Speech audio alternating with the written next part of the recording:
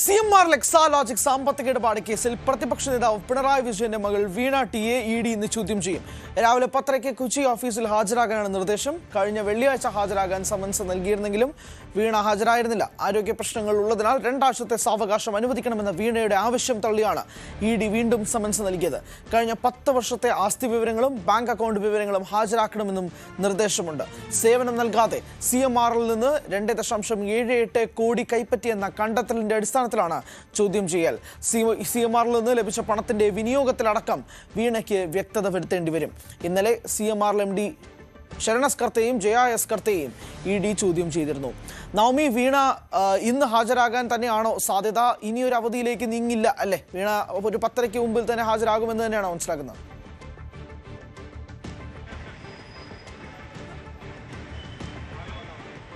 വീണ വിജയനും അതോടൊപ്പം തന്നെ ഭർത്താവ് മുഹമ്മദ് റിയാസിനോടൊപ്പം MLA കൂടിയായിട്ടുള്ള മുഹമ്മദ് റിയാസിനോടൊപ്പം തന്നെ കൊച്ചിയിലെ ED ഓഫീസിലേക്ക് എത്തുമെന്നാണ് അറിയാൻ സാധിക്കുന്നത്. അവർ കൊച്ചിയിലേക്ക് എത്തിയിട്ടുണ്ട്.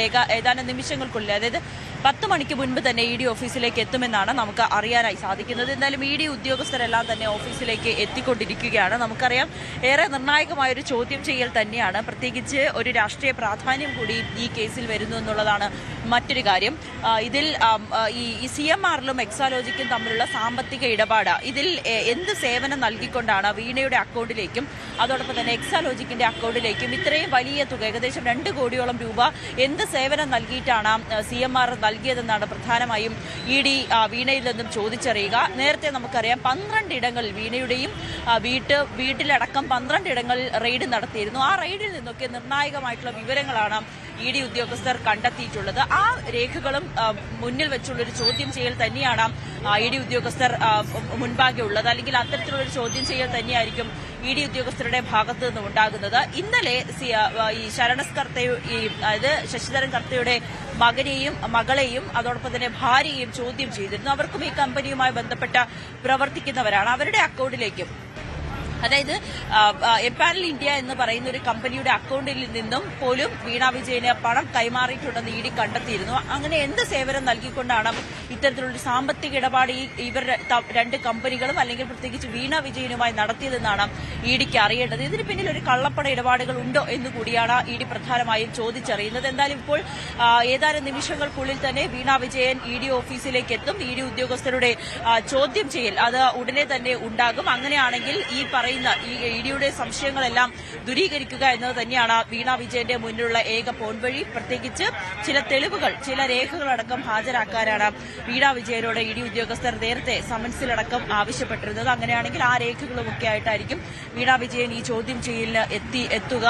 ഇനി കഴിഞ്ഞ ദിവസം നടത്തിയ ചോദ്യം ചെയ്യൽ, ശശിധരൻ കർത്ത ആരോഗ്യ പ്രശ്നങ്ങളെ തുടർന്ന് അദ്ദേഹം ആശുപത്രിയിൽ അഡ്മിറ്റാണ്. അദ്ദേഹത്തിന്റെ ഭാര്യയും മക്കളും മാത്രമാണ് ചോദ്യം ചെയ്യാൻ എത്തിയത്. അവരിൽ നിന്നൊക്കെ ശേഖരിച്ച വിവരങ്ങൾ, അവർ പറയുന്ന ഉത്തരങ്ങളുമായി താരതമ്യപ്പെടുത്തി തന്നെയായിരിക്കും വീണ വിജയന്റെ ഉത്തരങ്ങളെയും ED കണ്ടെത്തുക. അതിനുശേഷമായിരിക്കും ഈ പറയുന്ന കള്ളപ്പണ ഇടപാട് ഉണ്ടോ അല്ലെങ്കിൽ ഇത്തരത്തിലുള്ള സാമ്പത്തിക ഇടപാട് അത് കൃത്യമായിട്ടുള്ള സേവനത്തിന്റെ അടിസ്ഥാനത്തിൽ തന്നെയാണോ എന്നതൊക്കെയായിരിക്കും ED പ്രധാനമായും മനസ്സിലാക്കുക അല്ലെങ്കിൽ ശേഖരിക്കുക. കഴിഞ്ഞ 2 തവണയും, അതായത് ഡിവിഷൻ ബെഞ്ചും സിംഗിൾ ബെഞ്ചും ഈ ഒരു അന്വേഷണവുമായി ED മുന്നോട്ട് പോകട്ടെ എന്ന് ഉത്തരവ് ഇട്ടതിന് പിന്നാലെ തന്നെയാണ് ED സജീവമായി തന്നെ ഈ ഒരു കേസിൽ ചോദ്യം ചെയ്യലുകളെല്ലാം ആരംഭിച്ചത്. CMRൽ ഉദ്യോഗസ്ഥർ അതോടൊപ്പം തന്നെ അതുമായി ബന്ധപ്പെട്ട് നിൽക്കുന്നവരുടെ എല്ലാം ഓരോ ദിവസങ്ങളായി ചോദ്യം ചെയ്തുകൊണ്ടിരിക്കുകയാണ്. അതിനൊടുവിലാണ് ഇന്ന് എക്സാലോജിക്കുമായി ബന്ധപ്പെട്ട ആളുകളിലേക്കുള്ള ചോദ്യം ചെയ്യൽ നടക്കുമ്പോൾ അതിൽ പ്രധാനപ്പെട്ട ഒരാളായിട്ടുള്ള വീണ ടിയുടെ മൊഴിയും വിശദമായിട്ടുള്ള ഒരു ചോദ്യം ചെയ്യലും ഇന്ന് നടക്കുക. എന്തായാലും ഏതാനും നിമിഷങ്ങൾക്കുള്ളിൽ തന്നെ